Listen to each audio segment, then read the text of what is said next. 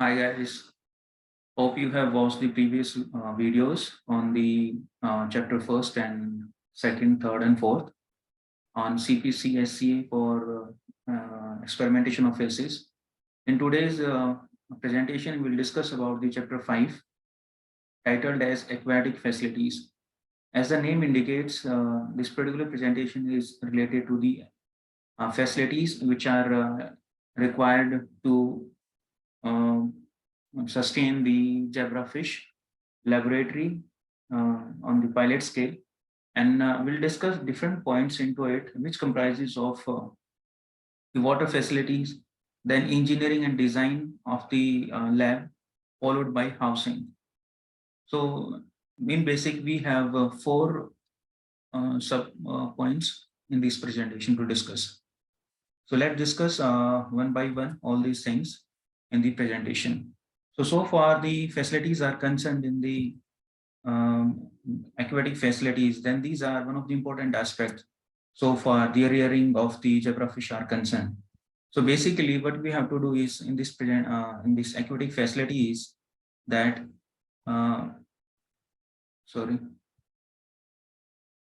the facilities for aquatic species must be designed in such a way to minimize stress to the fish. As I have discussed in the introductory part of the presentation, that these are the facilities which are important for rearing of the zebrafish at the lab scale. So basically, this presentation looks like very simple, but it contains very important points. So far, the preclinical research in zebrafish is concerned. So basically, if you look at the in general facilities,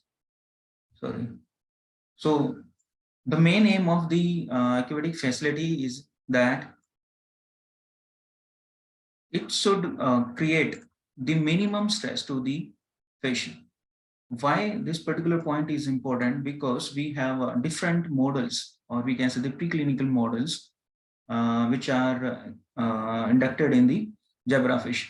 So stress is also one of the models. So far the preclinical models are concerned. So our basic aim is to minimize the stress to the fish being reared. अब देखिए अपना purpose क्या है, for experimental और breeding. ये दो चीजें हो सकती हैं, या तो हम एक्सपेरिमेंट के लिए उनको रियर करते हैं या फिर ब्रीडिंग के लिए करते हैं, या फिर दोनों चीजें होती हैं. अपने पास दोनों फैसिलिटीज हो सकती हैं as per CPC SA guidelines. So we are more concerned about the experimental part first.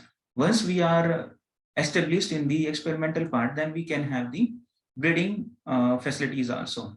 Quality water appropriate to species. अब ये एक ऐसा पॉइंट है, वो क्या हो सकता है, ब्रैकिस, सी और फ्रेश वाटर. अब ये तीन तरह का पानी हम यूज कर सकते हैं जहां तक वाटर की बात है. अब इनमें फर्क क्या है, ब्रैकिश वाटर में, सी वाटर एंड फ्रेश वाटर में. ये kind of general awareness question है. ठीक है, देखो हम बात कर रहे हैं फ्रेश वाटर की, ये सबको पता है फ्रेश वाटर का. सी का भी सबको पता है. ठीक है, मेराइन जो वाटर है वो सी वाटर है. अगर हम ब्रैकिस की बात करते हैं, ये टर्म आपके लिए एक नई टर्म हो सकती है. अब जैसा मैंने बताया कि कुछ जनरल नॉलेज की भी बात होगी इस पीपीटी में, वो यही है कि जब हम ब्रैकिस वाटर की बात करते हैं, that it lies in between these two. जब भी फ्रेश वाटर मिलता है सी वाटर से, उसको हम कह देते हैं ब्रैकिस वाटर. ठीक है, अब ये मिलता कहाँ है, एक जस्ट एन एग्जांपल. अगर हम इंटरनेशनल लेवल पे देखते हैं, तो इंटरनेशनल लेवल के कुछ सीज हैं, जैसे बाल्टिक सी. ठीक है, Baltic Sea is an example of brackish water. Then Caspian Sea and Black Sea. ये इंटरनेशनल लेवल पे कुछ सीज हैं जिसमें ब्रैकिस वाटर मिलता है. ठीक है, अगर हम if you talk about our dear India, then अपने पास 6 से 7 वाटर बॉडीज हैं. ठीक है, जिसमें ब्रैकिस वाटर मिलता है. उसमें से मैं कुछ बता देता हूँ. जैसे चिल्का लेक है, उड़ीसा में है चिल्का लेक. ये ब्रैकिस वाटर का एग्जाम्पल है, चिल्का लेक. दूसरा अपने पास है पुलिकट लेक, ये आंध्र प्रदेश में है, पुलिकट लेक. तीसरा अपने पास पेंगोंग सो है लद्दाख में. अब ये यूटी हो गया लद्दाख. उसके बाद मिलता है अपने पास केरला बैक वाटर, ये केरला में ही है। फिर एक आता है कली वैली लेक तमिलनाडु में, और उसके बाद आता है एक राजस्थान और एक गुजरात में। गुजरात का है कच्छ का जो एरिया है वहां पर। ये सारे 7 एग्जाम्पल्स हैं ऑफ आर डियर इंडिया जहाँ पे ब्रैकिश वाटर मिलता है। क्लियर है? ये थोड़ा ज्योग्राफी से रिलेटेड है। तो ये ब्रैकिश वाटर हम यूज कर सकते हैं, सी वाटर यूज कर सकते हैं और fresh water. If you talk about specially in general then we use fresh water. हम भी अपनी लैब में जैसे फ्रेश वाटर यूज करते हैं। अभी डिफरेंस क्या है इनमें, अगर हम थोड़ा और डीप में देखें इन तीनों में डिफरेंस क्या है, तो बेसिकली सैलिनिटी का डिफरेंस होता है। ये इन जनरल भी क्वेश्चन पूछा जा सकता है कि आपने कौन सा वाटर यूज किया है, फ्रेश वाटर यूज किया है। ओके, तो सैलिनिटी क्या है और कितनी है फ्रेश वाटर की। तो जो सैलिनिटी होती है वो हम साल्ट के बेसिस पे मेजर करते हैं।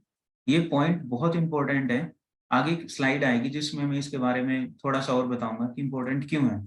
जहां तक इनके डिफरेंस की बात है, वो बेस्ड ऑन सैलिनिटी होता है, और सैलिनिटी जो है वो मेजर करते हैं सॉल्ट की अमाउंट के बेसिस पे।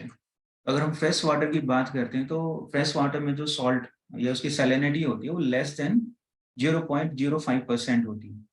ठीक, इसको याद रख सकते हो। जैसे हम सिग्निफिकेंट डिफरेंस का याद रखते हैं ना, P लेस देन 0.05, तो ऐसे ही जो सैलिनिटी है फ्रेश वाटर की वो लेस देन 0.05 होती है। ठीक है, ये हम लीटर्स में कैलकुलेट करते हैं, लेस देन 0.05%। ठीक है, लीटर में कम करेंगे। अगर इसको ग्राम में हम बोले तो ये लेस देन 5 ग्राम आता है पर लीटर। ब्रैकिस की बात करें तो ऑब्वियसली हमने बताया सी और फ्रेश वाटर के बीच में होता है, तो इसमें हो जाता है सेम लिमिट स्टार्ट होगी अप टू 3%, 0.05% से 3%। फिर आ जाता है अपने पास सैलाइन वाटर। सैलाइन वाटर तीसरे नंबर का होता है, इसमें 3 से 5% होती है। और लास्ट में आता है अपने पास ब्राइन वाटर। ब्राइन वाटर सुना होगा शायद, ये जो बच्चे होते हैं उनको पिलाते हैं कई बार। ठीक है, डॉक्टर्स रिकमेंड करते हैं ब्राइन वाटर का। इसमें मोर देन 5 to 26% सैलिनिटी होती है। ये बेसिक डिफरेंस है, ये हमें पता होना चाहिए कि हम कौन सा वाटर यूज करते हैं और उनकी सैलिनिटी कितनी है। ठीक है, नेक्स्ट पॉइंट वाटर क्वालिटी से रिलेटेड है। तो basically it should be pure and clean. ठीक है, सबसे इंपॉर्टेंट ये है। Most importantly it should be regularly tested and adequately treated to remove contaminants and pathogens. कुछ चांसेस हो सकते हैं हम बाय मिस्टेक कुछ ऐसे चीजें अपने आप से ही उसमें हम मतलब ऐड कर दे बाय मिस्टेक, नॉट एक्सपेरिमेंटली, तो वो वाटर क्वालिटी को डिटेक्ट कर सकता है, खराब कर सकता है, तो हमें उसका ध्यान रखना पड़ेगा। तो बात करते हैं नेक्स्ट इंजीनियरिंग एंड डिजाइन की। ये बहुत इंपॉर्टेंट है। ठीक है, क्योंकि अभी हम बात कर रहे हैं एक्वेटिक फैसिलिटीज की, अभी हमने काम करना स्टार्ट नहीं किया है। ये जो गाइडलाइंस हैं बहुत ही टेक्निकल वे में प्रिपेयर की गई हैं। उसका हर चैप्टर जैसे आप देखेंगे तो बेसिक से एडवांस स्टेज में इसके चैप्टर्स हैं। ठीक है, पहला, दूसरा, तीसरा और चौथा चैप्टर हमने डिस्कस किया है पहले। अगर उसका बेसिक भी आप एक बार देख लोगे, 5वां चैप्टर आपको समझ में आएगा कि आज हम एक्वेटिक फैसिलिटीज की क्यों बात कर रहे हैं। ठीक है, उसमें आ जाता है अपने पास तीसरा पॉइंट, इंजीनियरिंग एंड डिजाइन। जब भी हम एक्वेटिक फैसिलिटीज बनाएंगे, क्रिएट करेंगे, तो उसमें हमें जरूरत पड़ेगी या हमें हेल्प लेनी पड़ेगी एक्सपीरियंस्ड सिविल इंजीनियर्स की और सब्जेक्ट एक्सपर्ट्स की। वही हमें बता सकते हैं कि इसका डिजाइन कैसा होगा। ठीक है, इसकी डायमेंशंस कितनी कैसी होंगी, कितनी हमें लेनी होंगी, वो सारी चीजें स्पेस के बारे में। ठीक है, corrosion free and water resistant construction materials should be used for the construction of fish housing facilities। ये अपना आप इम्पोर्टेंट हो जाता है क्योंकि हम बात कर रहे हैं एक्वेटिक फैसिलिटीज की, और एक्वेटिक फैसिलिटीज का मतलब जैसे पानी से रिलेटेड है। ठीक है, तो उसमें क्या हो रहा है कि जितना भी मटेरियल हम यूज करेंगे वो मटेरियल अपने पास कोरोजन फ्री होना चाहिए, अदरवाइज तो खराब हो जाएगा सिस्टम, और वाटर रेजिस्टेंट होना चाहिए। ठीक है, फॉर एग्जाम्पल हम ग्लास की बात कर सकते हैं, शीशे के। ये सेपरेट एक प्रेजेंटेशन बनाऊंगा मैं, एक छोटी सी प्रेजेंटेशन होगी डिस्कशन के लिए। जो इसके इक्विपमेंट है वो कौन कौन से हो सकते हैं, उससे क्लियर हो जाएगा पॉइंट। जहां तक टॉक्सिक मटेरियल्स की बात है, ये हमने इन द वेरी स्टार्टिंग भी डिस्कस किया था, जब हम ये डिस्कशन स्टार्ट किया था प्रेजेंटेशन का, प्रीवियस प्रेजेंटेशन का मैं बात कर रहा हूँ। तो टॉक्सिक मटेरियल्स जो हैं वो अवॉइड करने चाहिए, ठीक है, otherwise it can kill the fish. अगर अपने पास जरूरत पड़ती है टॉक्सिक मटेरियल यूज करने की, तो वो कुछ ही सर्कमस्टांसिस में यूज करने होते हैं। For example experimentation and testing.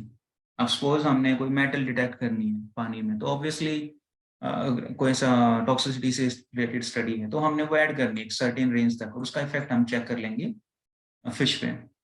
कोई दूसरा केमिकल है, सपोज हम अपने रिसर्च की बात कर लें, हमने कोई एंटी कैंसर ड्रग डोज करनी है, ठीक है, या फिर एक दूसरा कोई एनवायरमेंट से रिलेटेड कोई केमिकल वो ऐड करना है वाटर में, तो हम ऐड कर सकते हैं। अदरवाइज हम we shouldn't add all these toxic materials into the facility. Adequate ventilation obviously बहुत कॉमन पॉइंट है, इसमें जो एयर सिस्टम है वो बहुत सही होना चाहिए, ठीक है, सफोकेशन काइंड ऑफ थिंग्स नहीं होनी चाहिए, प्रॉपर एयर सिस्टम वहाँ मेंटेन हो। Vibration and noise producing machinery, देखिए ये it looks very simple point but at the same time important.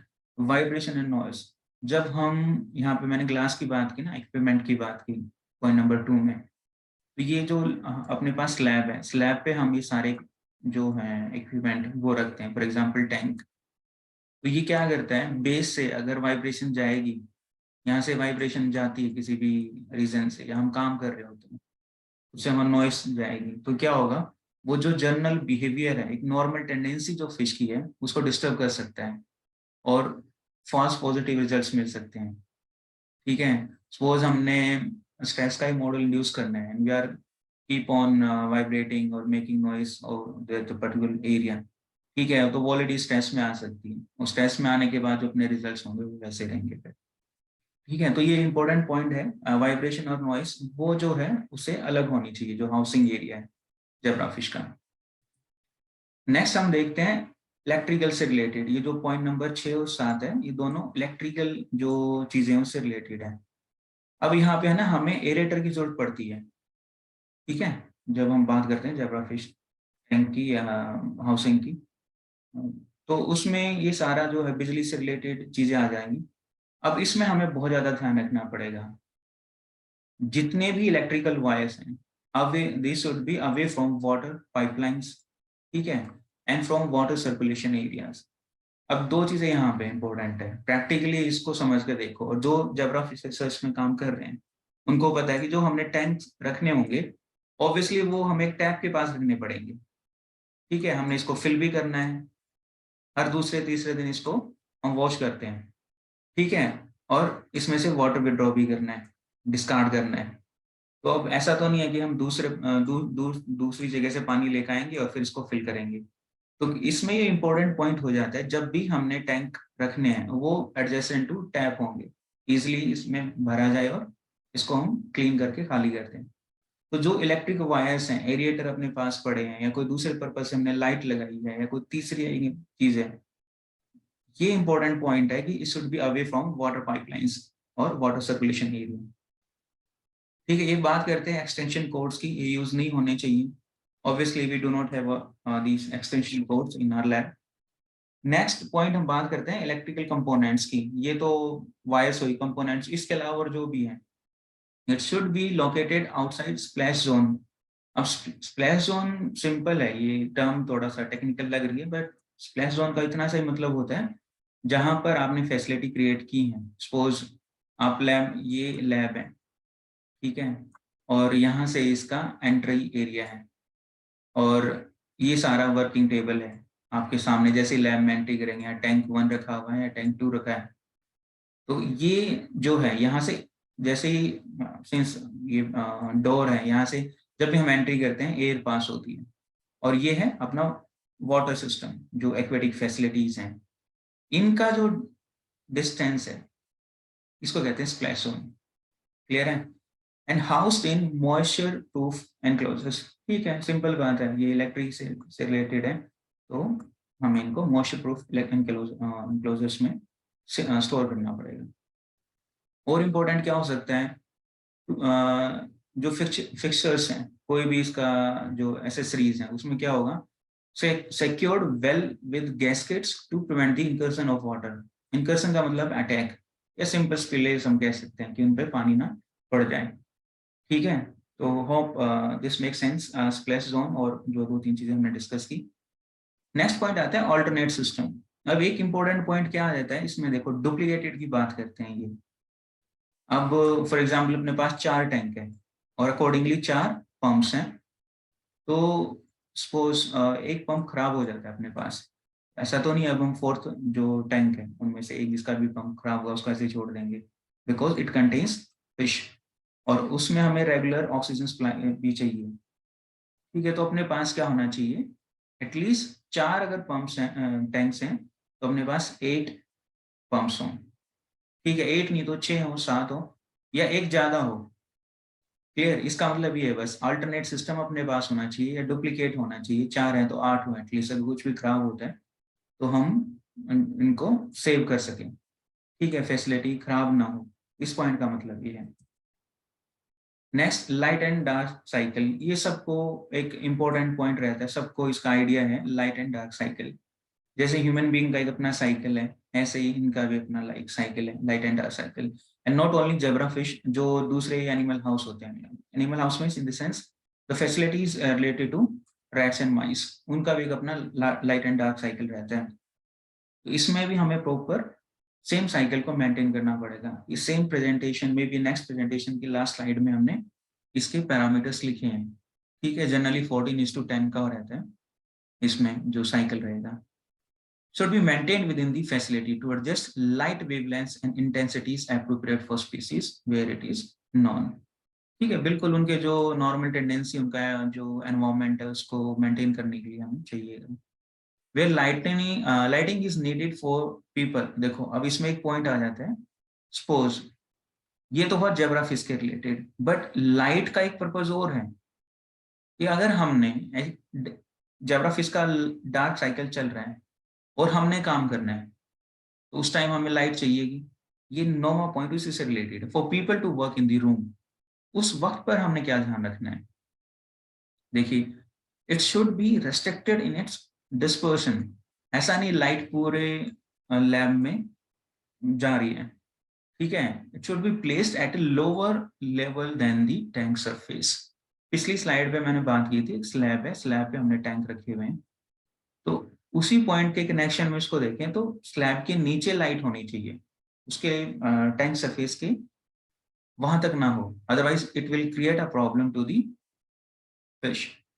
Clear, all aquatic facilities should have an emergency contingency plan. Obviously it should be there in place for maintaining aerated and filtered water. ठीक है, and assuring the continuation of life support in case of any kind of water crisis. क्योंकि हम aquatic facilities की बात कर रहे हैं, जो चैप्टर का टाइटल है, obviously it is more focused on water related things in this presentation. All these 3 points are clear. Last point इसमें आ जाता है हाउसिंग का। अब हाउसिंग कैसी होनी चाहिए जेब्रा फिश के केस में? Aquatic housing environment should be design to meet the established physical and behavioural. ये देखिए, ठीक है, अगर हम ब्रेन डिसीजेस की बात करते हैं, डिसऑर्डर्स की बात करते हैं, तो वहां पर हम उनका बिहेवियर टेस्टिंग करते हैं जेब्रा फिश का। नॉर्मल जेब्रा फिश का क्या बिहेवियर होता है with respect to the disease model. तो उस केस में अपनी जो हाउसिंग एनवायरनमेंट है वो सारी रिक्वायरमेंट फुलफिल करना चाहिए। फॉर एग्जाम्पल फॉर वेलबिंग, अब वो कौन से हो सकते हैं? Shelter, social grouping, overhead cover and lighting. Lighting हमने पिछले में डिस्कस किया है, ओवरहेड कवर होना चाहिए। सोशल ग्रुपिंग एक इंपॉर्टेंट पॉइंट है। कई बार जेब्रा फिश जो टैंक रहते हैं उसमें हमने सपोज पानी भर दिया एक लिमिट तक, और भरने के बाद हम यहाँ पे कुछ आर्टिफिशियल जो सब ऑब्जेक्ट्स हैं वो डाल देते हैं। फॉर एग्जाम्पल हमने कोई प्लांट से रिलेटेड कोई चीज ऐड कर दी, कोई पत्थर रख दी कलरफुल, या कोई तीसरी चीज रख दी, ताकि उनको एक नेचुरल एनवायरमेंट लगे। ठीक है, ये सारी चीजें हम ऐड ऑन कर सकते हैं हाउसिंग की जहां तक बात है। Shape, colour, depth and volume of tanks, ये इंपॉर्टेंट है, मैंने इस पे लिखा है सेपरेट, इसके बारे में हम अलग से बात करेंगे, इनकी डायमेंशंस के बारे में, इनकी हाइट, विड्थ, लेंथ, ये सारे हम इसके बारे में बात करेंगे नेक्स्ट प्रेजेंटेशन में। Tanks not in the next, जब भी ये प्रेजेंटेशन खत्म होगी गाइडलाइंस की। Tanks should use have smooth inert sealed interior surfaces, ये देखिए बहुत इंपॉर्टेंट पॉइंट है, interior surfaces with the facility of self cleaning and regular cleaning. देखो ये जब एक बहुत, अगेन हम ये ले लेते हैं, बहुत कॉमन बात है, जब भी हम किसी भी वेसल में, इक्विपमेंट में पानी भरेंगे, अगर तो रूटीन का हम एग्जांपल लेते हैं, अपने पास बकेट है, बकेट में हमने पानी भर दिया, सुबह आप भर के चले जाओ, शाम तक यहाँ पे ना कुछ चिकनाहट मिलेगी, स्टिकी हो जाएगा interior surface, mind my words, जहां भी जब भी हमने पानी भरा है किसी भी वेसल में, इक्विपमेंट में, वो चिकना हो जाता है, ठीक है। और अगर हम इसमें हमने देखा कि फ्रेश सी और ब्रैकिश वाटर हम यूज करते हैं, और लास्ट के दो वाले तो उसमें सैलिनिटी भी ज्यादा होती है, ठीक है, सॉल्ट कंटेंट ज्यादा होता है, अगर हम उसको भर देते हैं यहाँ पर, तो धीरे धीरे टैंक वाइट होना स्टार्ट हो जाता है यहाँ से, ठीक है, इसकी ट्रांसपेरेंसी खत्म हो जाती है, क्योंकि लिविंग ऑर्गेनिज्म है ना, इनका एक अपना फिजियोलॉजिकल जो मैकेनिज्म है वो भी है, ठीक है। तो फिश का जो भी रूटीन है वो इस टैंक के अंदर हो रहा है, एक तो वो चीज है। दूसरा, पानी की वजह से क्या होता है, यहाँ पे व्हाइट कलर का एक लेयर डिपॉजिट होने लगती है, ठीक है, वो सिर्फ एक इंडिकेटर है कि हमने पानी चेंज करना है, और क्लीनिंग ऑब्वियसली चेंज करना है इन द सेंस कि हमने क्लीनिंग भी करनी पड़ेगी, रेगुलर क्लीनिंग करनी पड़ेगी। तो इसका इंटीरियर सरफेस जो है वो स्मूथ होना चाहिए, इनर्ट होना चाहिए, और सील्ड हो, जैसे हमने टैंक की बात की, ये सील्ड होता है यहाँ से, otherwise water can leak out, वो कॉमन सेंस की बात है। यार ये स्मूथ होना चाहिए ताकि हमें क्लीनिंग में कोई प्रॉब्लम ना हो, ठीक है। अगेन रिपीटिंग, जो भी अभी करंट में प्रेजेंटेशन देख रहे हैं और काम कर रहे हैं जेब्रा फिश में, उनको इस बात का पता है कि whenever they are performing some experiments and fill the water into the tank, they will see some whitish thing, this layer onto the interior surface of the tank.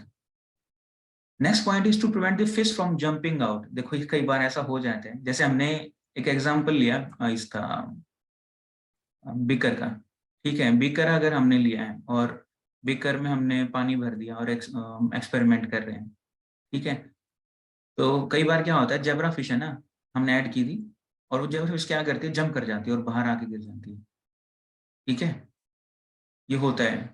तो same applies to tank also, जब हमने zebra fish को store कर दिया है, इसमें रख दिया है टैंक में, तो वो बाहर आ सकती हैं, या फिर क्लीनिंग के टाइम भी कई बार क्या होता है, जब हम नेट से बाहर निकाल रहे होते हैं, एक टैंक से दूसरे टैंक में ट्रांसफर करते हैं, तो जैसे ही हमने छलनी यूज की है, सीव हम यूज कर लेते हैं बेसिकली, तो उसमें क्या होगा, एक टैंक से दूसरे टैंक में ट्रांसफर किया, उसी टाइम एक दो फिश क्या रहती है, वो जंप कर जाती है, ठीक है, of the tanks needs to be adequately covered with suitable nets. In general, जब वो हमने स्टोर किया, एक्सपेरिमेंट इज गोइंग ऑन, और या फिर नॉर्मल लैब कंडीशंस है, उसको हमने नेट से कवर करना है, ठीक है। Wet lab should have a constant supply of cleaning water, ये हमने ऑलरेडी बात कर ली है, बट जहां तक इंपॉर्टेंट पॉइंट है, एरिएटर एंड वाटर हीटर्स, इसकी हमें जरूरत पड़ेगी जब भी, जैसे सपोज सर्दियों के टाइम में, ठीक है, टेम्परेचर जो है वो कम होता है, उस टाइम हमें वाटर हीटर्स की भी जरूरत पड़ती है। एरिएटर तो 24/7 हमें चाहिए ही चाहिए होता है। यूज ऑफ एक्सटेंशन बोर्ड, ये ऑलरेडी हमने डिस्कस कर लिया है। कंट्रोल्ड फीडिंग, ये इंपॉर्टेंट पॉइंट है, ठीक है, हम दो तरह की जो है फीड यूज करते हैं, ड्राई और लाइव फीड, ठीक है। It should be practice to prevent wastage of feed that may invite fish diseases, हो सकता है। सिमिलरली रीसर्कुलेटरी सिस्टम, ये अलग से प्रेजेंटेशन है चैप्टर नंबर 7 में, वह हम बात करेंगे। रीसर्कुलेटरी सिस्टम जो भी वाटर से रिलेटेड है, must meet the basic requirements along with constant power supply, again water plus power, बिजली से रिलेटेड है, टू प्रिवेंट फिश लॉस, ठीक है। फिश लॉस के बारे में ये दोनों चीजें हैं, ये हम चैप्टर नंबर 7 में डिस्कस करेंगे। Hope all the points are clear in this this slide. Next IC इस प्रेजेंटेशन में इतना ही था. नेक्स्ट प्रेजेंटेशन में हम बात करेंगे facility management and operation and maintenance. Manage कैसे करनी है, ऑपरेट कैसे करनी है सारी फैसिलिटीज, और with due cost of time maintenance की हमें जरूरत पड़ती है. चाहे मशीनरी है फॉर एग्जांपल, उसके लिए हमें मेंटेनेंस की जरूरत होती है. तो जितनी भी फैसिलिटीज अपने पास अब तक हमने डिस्कस की एक्वेटिक फैसिलिटीज, उनका मैनेजमेंट कैसे करना है, ऑपरेट कैसे करना है और उसको मेंटेन कैसे करना है, उसके बारे में डिस्कस करेंगे चैप्टर नंबर 6 नेक्स्ट प्रेजेंटेशन में. So thank you so much for watching the video, और एजुकेशन नामा से जुड़ने के लिए बहुत बहुत शुक्रिया. मिलते हैं नेक्स्ट प्रेजेंटेशन में और डिस्कस करेंगे chapter number 6. So thank you so much for watching the video.